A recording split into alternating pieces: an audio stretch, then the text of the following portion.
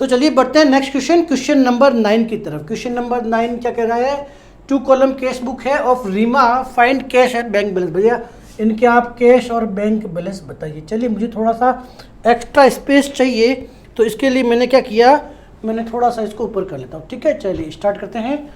क्या कहता है क्वेश्चन, देखिए सबसे पहले हमें 2 कॉलम कैश बुक बनानी है। लेट्स स्टार्ट करते हैं। ओके ठीक है, 2 कॉलम कैश बुक बनानी है। हमारे पास बैलेंसेस है, तो मैं पहले फॉर्मेट बना दूं। ये मैंने फॉर्मेट बना दिया कैश बुक का। चलिए भैया, ये मेरा मिड हो गया, ये मेरा कैश, ये मेरा बैंक। चलिए ये मेरा कैश हो गया, ये मेरा बैंक हो गया। उसके बाद में ये मेरा date, particulars, ledger folio, cash और अमाउंट, कैश और बैंक। यहाँ तक तो दिक्कत होनी नहीं चाहिए। यहाँ पे मेरे पास लेजर फोलियो आ गई, अगेन मेरे पास यहाँ डेट आ गई, और ये मेरा पर्टिकुलर आ गया। अब क्वेश्चंस की लेंथ बहुत बड़ी है, तो मैंने फॉन्ट का साइज थोड़ा छोटा कर दिया अभी। ठीक है, सबसे पहले है कैश बैलेंस है 2000 रुपये और बैंक का बैलेंस है 24,500 रुपये। चलिए भैया, दो बैलेंस, दोनों के बैलेंस दे रखे हैं हमें, तो हमें कुछ नहीं करना है। टू ट्रांजेक्शन की date, balance CD, balance CD। ठीक है भैया, सॉरी BD, ब्रॉड फॉरवर्ड पुराना लेके आए ना। कैश का बैलेंस ये बता रहा है कि भैया 2000 रुपये, ये मैंने कैश में लिख दिए, और बैंक का बैलेंस बता रहा है 24,500। तो चलिए ये मेरा हो गया 24,500, ये बैलेंस वाला मैटर क्लियर हो गया। चलिए आगे बढ़ जाते हैं अगले ट्रांजेक्शन की तरफ। कैश सेल्स, नकद में माल बेचा। हम जनरल एंट्री क्या करते हैं भैया, cash account debit to sale. पैसा हमारे पास नकद में आया है, तो 2 मैंने क्या किया, 2 मैंने लिख दिया भैया सेल्स। कितना आया है जरा देखिए, अमाउंट का ध्यान रखना भैया, थोड़ा आगे पीछे हो सकता है। 60,000 रुपये। चलिए ये 60,000 रुपये, ये सीक्वेंस मेंटेन हो, इसके लिए मैं 2000 को थोड़ा सा पीछे लिख देता हूँ। चलिए ये 2000 रुपये मेरे। चलिए ठीक है, अगला ट्रांजेक्शन कैश सेल्स हो गई। डिपॉजिटेड इन बैंक, 50,000 रुपये बैंक में डिपॉजिट कराए। 50,000 रुपये ये बैंक, ये मेरी रिसिप्ट साइड हो गई, बैंक में डिपॉजिट कराए 50,000 रुपये। जब बैंक में डिपॉजिट कराए, काउंटर पार्टी कौन सा हो गया भैया, काउंटर पार्टी होगी कैश।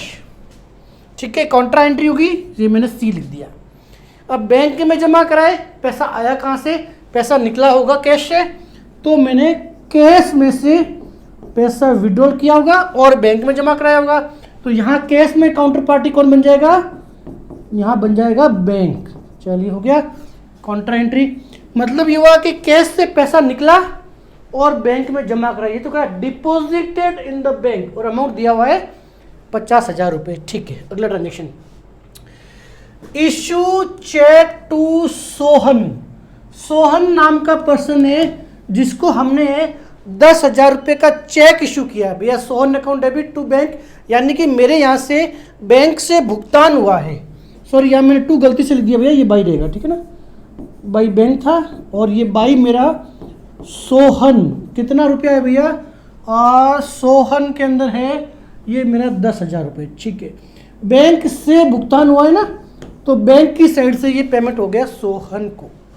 क्लियर हुआ। अगला transaction, receive cheque from national insurance against claim loaded last year. देखिए नेशनल इंश्योरेंस कंपनी थी, हमने उसके ऊपर क्लेम किया था। ठीक है, और उसने वो क्लेम एक्सेप्ट कर दिया और हमें चेक इशू कर दिया। कुछ एक्सीडेंट हुआ होगा या कोई दुर्घटना हुई होगी, उसका हमने इंश्योरेंस ले रखा था। हमने उस पार्टी को क्लेम किया, पार्टी मतलब नेशनल इंश्योरेंस कंपनी को हमने क्लेम किया, और इंश्योरेंस कंपनी ने हमें वो क्लेम पास कर दिया। पास किया तो क्या किया, रिसीव चेक मिला है भैया 19,800 का। तो जब उसने फर्स्ट टाइम एक्सेप्ट किया होगा, हमने ड्यू कर रखा होगा पार्टी को, ठीक है ना, तो हमारे पास 19,000 रुपये, 19,800 रुपये, 19,800 रुपीज़ हमारे पास बैंक में रिसीव हुए, ठीक है ना। तो बैंक में रिसीव हो गए मेरे ये 19,800 800, ठीक है। और 2 मैं लिख दूंगा नेशनल इंश्योरेंस, ठीक है भैया, इसमें कोई दिक्कत नहीं। Then sold goods to Neeraj of ₹25,000, 25,000 रुपये का जो माल था, नीरज नाम का आदमी है जिसको हमने बेचा, 25,000 रुपये का माल नीरज को बेचा। रिसीव कैश 10,000 रुपये, उससे 10,000 रुपये तो हमें रिसीव हो गए नकद में। एंड बैलेंस बाय चेक, और डिफरेंस अमाउंट जो था ना हमें मिला किससे, चेक से मिला, और हमने एक डिस्काउंट अलाउड किया उसको 500 रुपये का, 500 रुपये का अलाउ हिम डिस्काउंट, ठीक है। तो हमने उसको डिस्काउंट किया।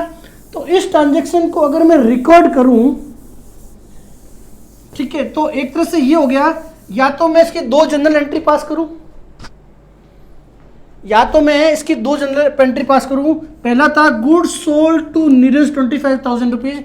अगर मैं जनरल एंट्री पास करता हूं तो गुड्स सोल्ड टू नीरज जो है, यहां मेरी एंट्री क्या हो जाती है भैया, Neeraj account debit to sales, Neeraj account debit 25,000 to sales, ठीक है, ये 25,000 रुपये।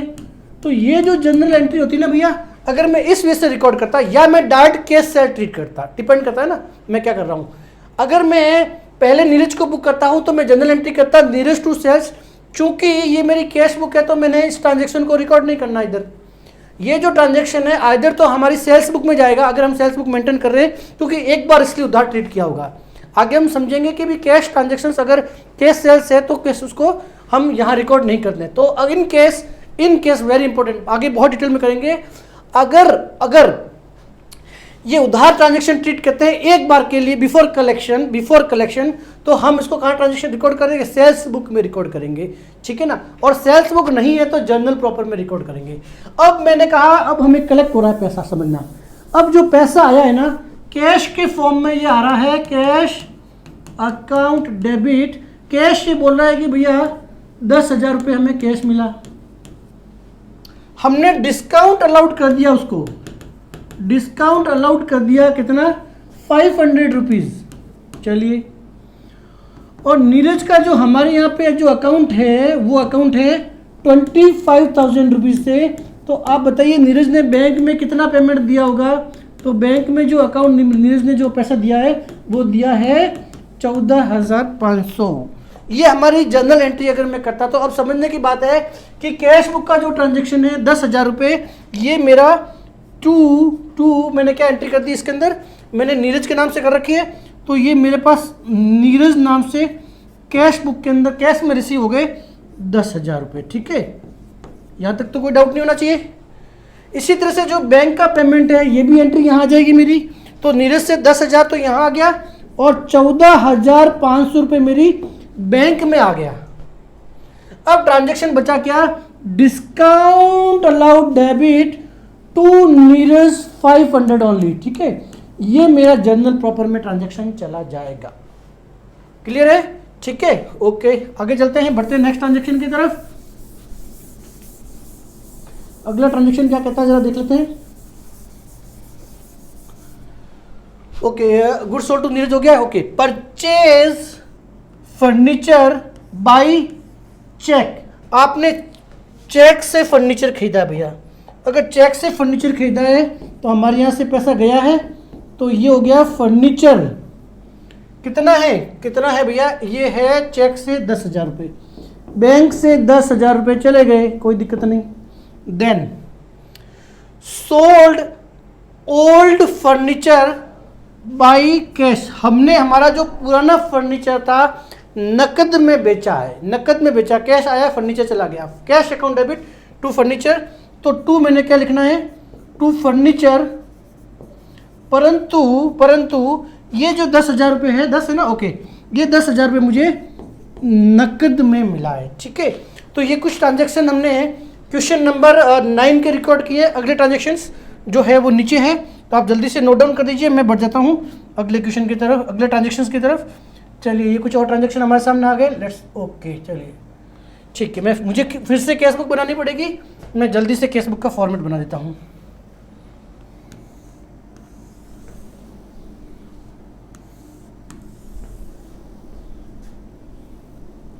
डेट का कॉलम छोटा बनाया भैया आपके लिए, ठीक है। मुझे कंफर्टेबली अमाउंट लिख सकूँ मैं, इसके लिए मैंने कैश और बैंक के कॉलम बड़े रखे, बाकी फिल आपको करने हैं भैया, क्योंकि बहुत फॉर्मेट बना चुका हूँ, अब यहाँ नहीं करेंगे, ठीक है। ये मेरा डेट का कॉलम आ गया, ये मेरा पर्टिकुलर का कॉलम आ गया, लेजर फोलियो के साथ कैश का अमाउंट और बैंक का अमाउंट। चलिए यहाँ तक तो हो गया। अब ट्रांजैक्शन देखते हैं। ट्रांजैक्शन क्या कहता है देखिए ज़रा। Paid into cash cheque receive of Neeraj along with 2500। हमें नीरज से जो चेक मिला था वो बैंक में जमा कराया। अब यहाँ पे भैया जो क्वेश्चन था ना, उसकी लैंग्वेज में कुछ क्लियर नहीं था। जब हमें ये देखिए क्या लिखा था, goods sold to Neeraj of ₹25,000, जो 14 तारीख का ट्रांजेक्शन है। Receive cheque and balance by cheque. Balance by cheque मतलब 14,500 रुपये जो थे हमें नीरज से चेक मिला था, ठीक है ना। पर कहीं पे भी ये हिंट नहीं था कि हमने बैंक में डिपॉजिट नहीं करा था या आगे की डेट का था। तो मैंने वो जो चेक था ना उसी दिन जमा कर लिया। अगर मैं वहाँ जमा नहीं करता तो मैं क्या एंट्री करता, cheque in hand account debit to Neeraj. मैं वहाँ एंट्री क्या करता, cheque in hand account debit to Neeraj, और आज जब बैंक में जमा कराता था तो यह जमा कर लेता। पर चूंकि मैंने इसको ऑलरेडी वहाँ रिकॉर्ड कर लिया है, नीरज का जो चेक था जिस दिन ये ट्रांजैक्शन हुआ, मुझे वहाँ कुछ हिंट लगा नहीं ऐसा कि भी ये चेक इन्होंने डिपॉजिट बैंक में नहीं कराया है, तो मैंने चेक इन हैंड की एंट्री न करके डायरेक्टली डिपॉजिट कर दी। आप उसको चेंज करके cheque in hand to Neeraj करोगे तो वहाँ पे एंट्री होगी नहीं, वहाँ पे कोई एंट्री या मतलब कैश बुक में कोई एंट्री होगी नहीं, और यहाँ पे आप नीरज को जमा कर लो तो भी एक ही बात है। और यहाँ पे तो आप मान लीजिए कि हमने प्रीवियसली ट्रीट कर लिया था कि बैंक में जमा कर दी, 2 बार तो जमा होगा नहीं, जमा तो एक बार ही होगा ना, बात समझना मेरी हो। मुझे जब क्वेश्चन आया था ट्रांजैक्शन में 14 तारीख का, वहाँ लिखा था कि चेक रिसीव हुआ, तो मैं तो बाई डिफॉल्ट यही मानूंगा ना कि चेक रिसीव हुआ तो बैंक में जमा कर दिया, तो मैंने उसी दिन बैंक में जमा कर लिया। अगर मैं अब मुझे यहाँ पता चल रहा है कि भी नीरज का चेक मेरे पास ही पड़ा था, मैंने जमा नहीं कराया, तो ऐसी स्थिति में 14 तारीख का ट्रांजैक्शन जो था ना, वहाँ मुझे करना था cheque in hand account debit to Neeraj. तो ये जो ट्रांजैक्शन है 14,500 का, ये मेरी कैश बुक का ट्रांजैक्शन नहीं था, ये मेरी जर्नल प्रॉपर का ट्रांजैक्शन था, ठीक है। और आज जब ये जमा खाता तब मैं यहाँ पे टू चेक इन हैंड लिख के कैश में बैंक में डिपॉजिट कर दिया, परंतु चूंकि मैंने वहाँ पे नीरज का चेक ऑलरेडी डिपॉजिट कर लिया, इसलिए मैं यहाँ नहीं कर रहा हूँ। चेक जमा कराया अलॉन्ग विथ कैश, एक 2500 रुपये बैंक में जमा भी कराए भैया, 2500 रुपये बैंक में जमा कराए हैं काउंटर पार्टी कैश में।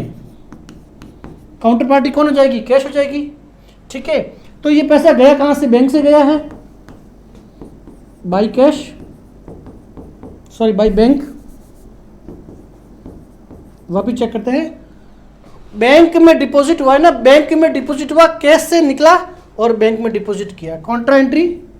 चलिए आगे, paid to Suman by cheque, cheque के द्वारा सुमन को भुगतान किया है 2500 का, बाई सुमन, बैंक से भुगतान हुआ है भैया, बैंक से भुगतान हुआ, खत्म करो आगे चलो। सुमन चेक रिटर्न ऑन, देखिए पेड टू सुमन हमने पेड किया था, Suman cheque return on technical ground and cash for equal amount. अब हुआ ये, हमने सुमन को चेक इशू किया, हमने हमारे बैंक में से बैलेंस हटा दिया, क्योंकि वो सुमन जाके क्लियर कर देगी, सुमन जाके बैंक में लगाएगी तो हमारे यहाँ से बैलेंस निकल जाएगा, तो ये हमने एंट्री कर दी। पर बाद में पता चला कि कोई टेक्निकल, मान लीजिए कोई साइन मिसमैच आ गया या कुछ करेक्शन हो गया, तो वो जो चेक है वो क्लियर नहीं हो पाया। तो जब चेक क्लियर नहीं हो पाया तो बैंक में जो पैसा गया नहीं, तो मैं फिर से जमा कर लूँ, मैंने बैंक में फिर से जमा कर लिए सुमन के नाम से, ठीक है ना, बैंक में। क्लियर है बात समझना। पहले मैंने जब सुमन को चेक दिया तो सुमन ने जाके बैंक में डिपॉजिट करा दिया होगा, तो मैंने बैंक से पैसा निकाल दिया क्योंकि मेरे यहाँ से भुगतान हो गया।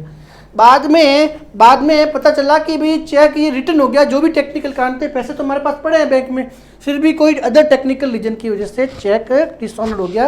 तो हमने जो जमा करने की एंट्री थी सुमन टू बैंक किया था, तो वापस बैंक टू सुमन करके इस ट्रांजेक्शन को रिवर्स कर देंगे। रिवर्स करने का मतलब हुआ बैंक में पैसे वापस जमा करा दिए, क्योंकि बैंक से पैसा गया ही नहीं।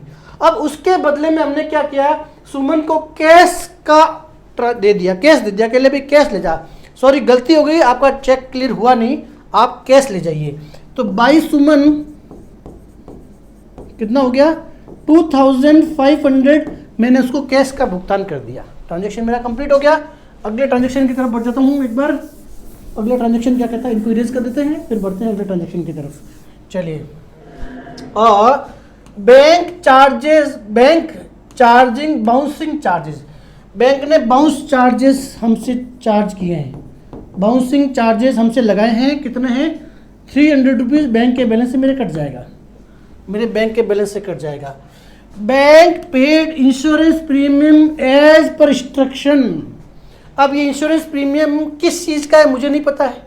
अगर ये बिजनेस ओनर की लाइफ का है तो मेरे यहाँ से बैंक में से 2500 रुपये गए और मैं इसे लिख दूंगा ड्राइंग। क्या लिख दूंगा, ड्राइंग। कहीं लिखा है क्या life bank paid insurance premium, insurance word है, परंतु अगर ये इंश्योरेंस हमारे बिजनेस का है, गोडाउन का है, बिल्डिंग का है, तो ऐसी चीज़ में हम ड्राइंग न लेके इंश्योरेंस वर्ड यूज़ करेंगे। कुल मिला के पैसा गया बैंक से है, ड्राइंग में डालना है या इंश्योरेंस अकाउंट डेबिट करना है, ये इस बात पर डिपेंड करता है कि वो भुगतान किस चीज़ का हुआ है। मेरे पास क्वेश्चन के अंदर इन्फॉर्मेशन है नहीं, इसलिए मैंने एक बार ड्राइंग मान लिया इसको, ठीक है।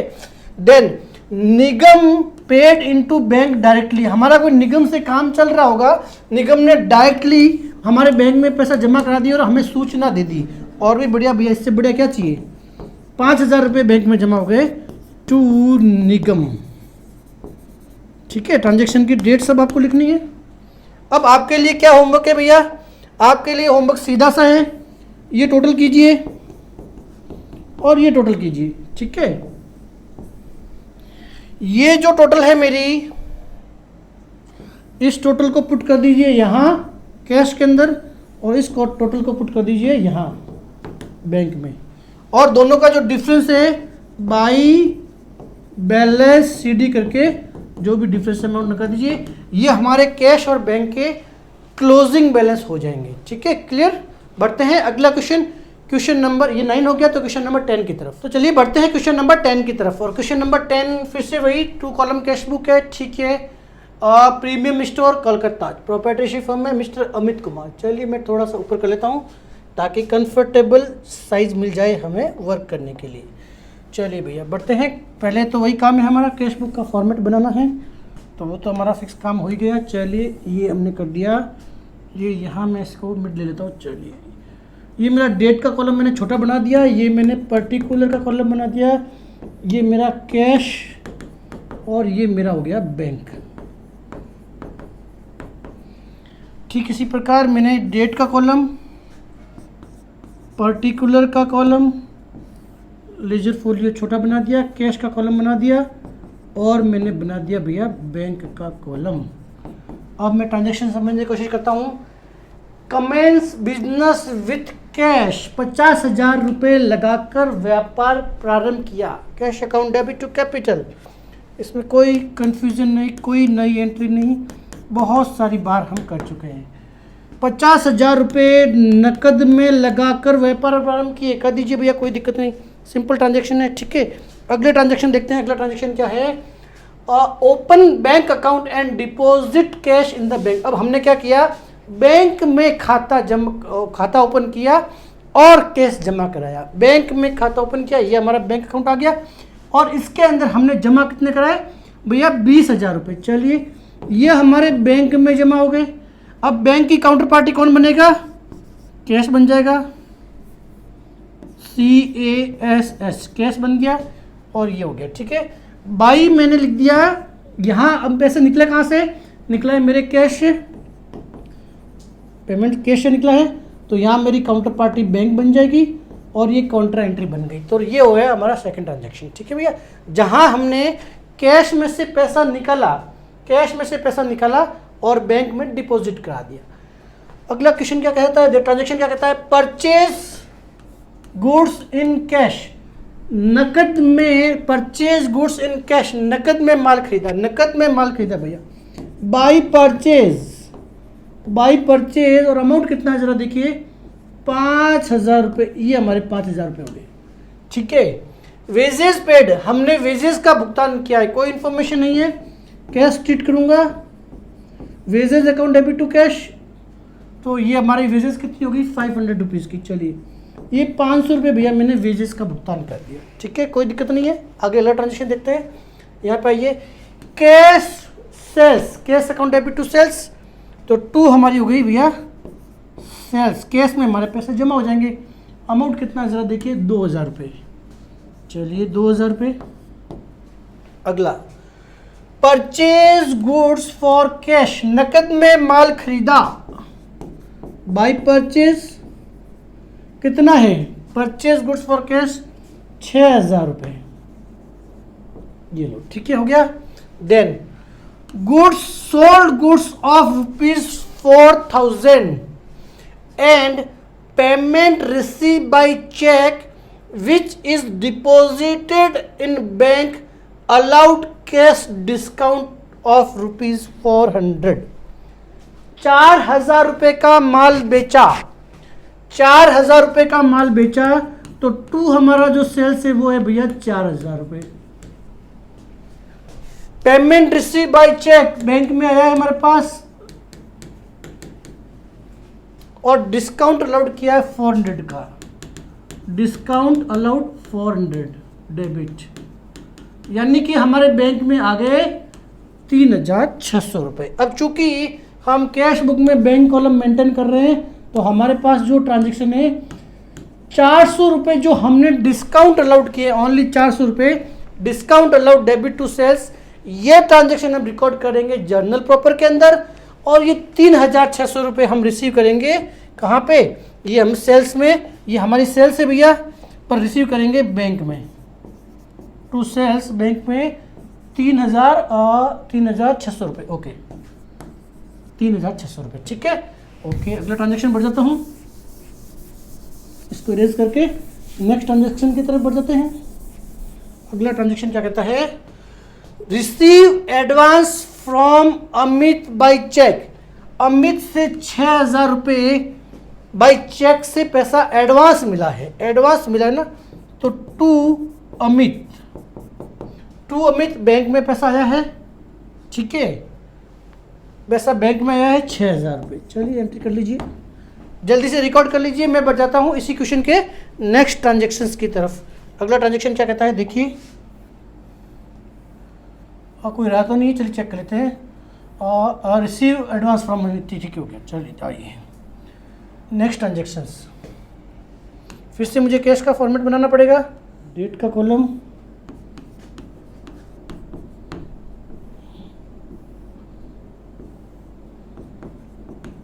कैश और बैंक, डेट के कॉलम के बाद में मेरा पर्टिकुलर आ गया, ये मेरा लीजर फोलियो, कैश और बैंक। चलिए कैश आ गया और ये मेरा बैंक आ गया। ट्रांजेक्शन क्या कहता है, paid to Bhaskar, paid to Bhaskar, हमने भास्कर को 2,800 रुपये का भुगतान किया है। चलिए भैया, हमने भास्कर नाम का जो पर्सन था उसको भुगतान किया है 2,800। ठीक है, कोई इन्फॉर्मेशन नहीं है, नकद से ट्रीट करेंगे, नकद से भुगतान हुआ। डिस्काउंट रिसीव्ड, अब ये देखिए टोटल मामला था भास्कर के साथ 3,000 का, तो बाकी हमें डिस्काउंट मिल गया, तो Bhaskar account debit, Bhaskar account debit, हमारा पूरा ट्रांजेक्शन इस तरह से था, सॉरी, भास्कर अकाउंट डेबिट 3,000 रुपये, टू कैश 2,800 रुपये, और टू डिस्काउंट रिसीव्ड, हमने पेमेंट किया ना, तो हमें हुआ 200 रुपये का डिस्काउंट रिसीव। अब मामला क्या था, ये पूरी हमारी जनरल एंट्री थी, ये सब समझने के लिए, चूंकि ट्रांजेक्शन कैश में हो चुका है, तो मैंने ये ओनली 200 रुपीज़ से जो ट्रांजेक्शन है, बचा कुचा जो ट्रांजेक्शन है, ये जर्नल प्रॉपर में रिकॉर्ड करना है। ठीक है, चलिए अगला क्वेश्चन, अगला ट्रांजेक्शन देखते हैं। अगला ट्रांजेक्शन क्या कहता है, देखिए जरा, अगला ट्रांजेक्शन में कहता है परचेज गुड्स फ्रॉम कंचन। अब देखिए, परचेज गुड्स फ्रॉम कंचन से माल खरीदा है,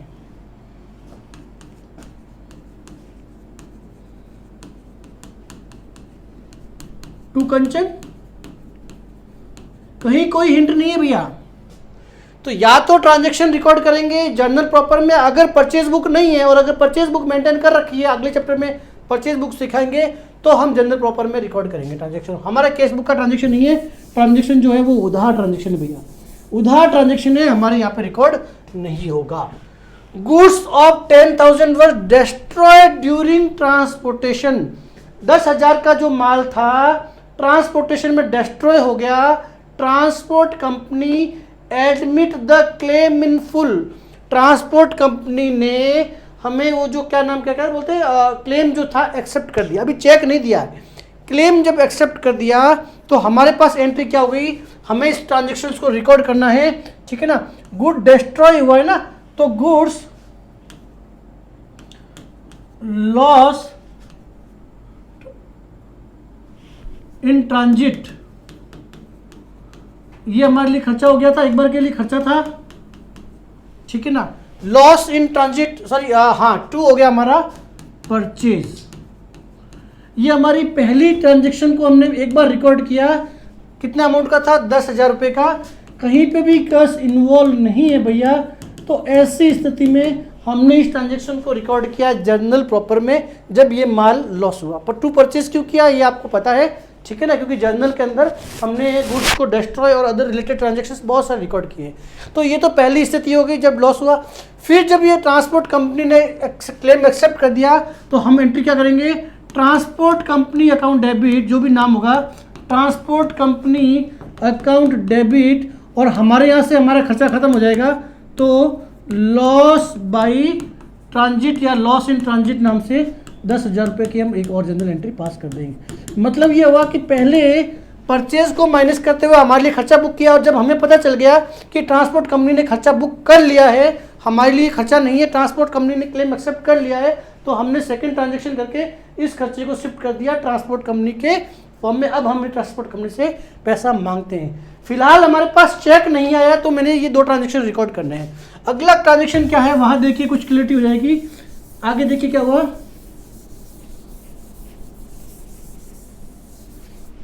चलिए, और receive cheque from transport company, चलिए भैया आ गया चेक, आ गया, चलिए बताइए आपको चेक आ गया है, तो टू ट्रांसपोर्ट कंपनी।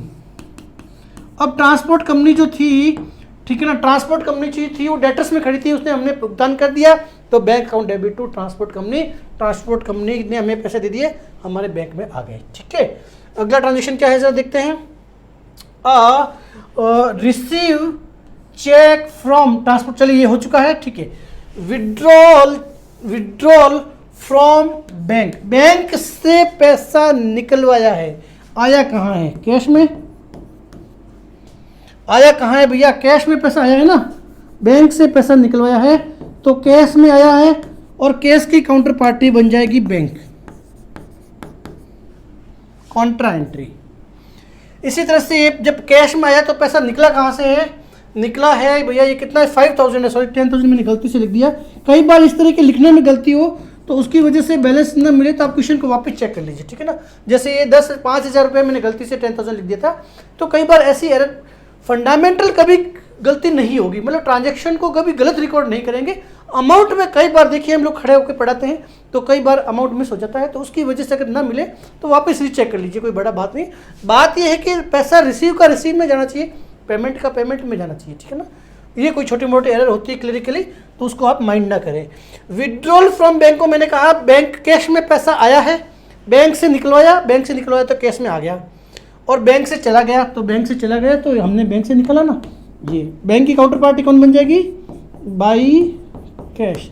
जैसे पहले वाले क्वेश्चन में मैंने यहाँ गलती से 2 लिख दिया था एक बार, तो वो छोटी मोटी चीज़ें प्लीज़ माइंड ना करें, ठीक है भैया।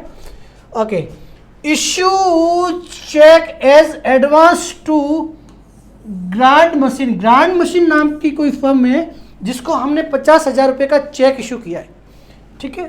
तो बाई ग्रांड मशीन, ठीक है भैया। भुगतान हमारे यहाँ से होगा 50,000 रुपये। एडवांस का यहाँ meaning advance in cheque, post dated cheque नहीं है। यहाँ से मतलब है कि भाई मशीन मंगाई थी, हमने उसको एडवांस के दिया, तो जब तक वो मशीन नहीं आएगी ग्रांड मशीन हमारे पास खड़ी रहेगी, ठीक है ना। तो अब आ गया है समय आपके होमवर्क का। आपका होमवर्क कैसे करोगे भैया? बहुत सिंपल है। पहला काम क्या है, इसकी टोटल कर लीजिए, इसकी टोटल कर लीजिए। दूसरा काम क्या है, इस टोटल को यहां शिफ्ट कर दीजिए और इस टोटल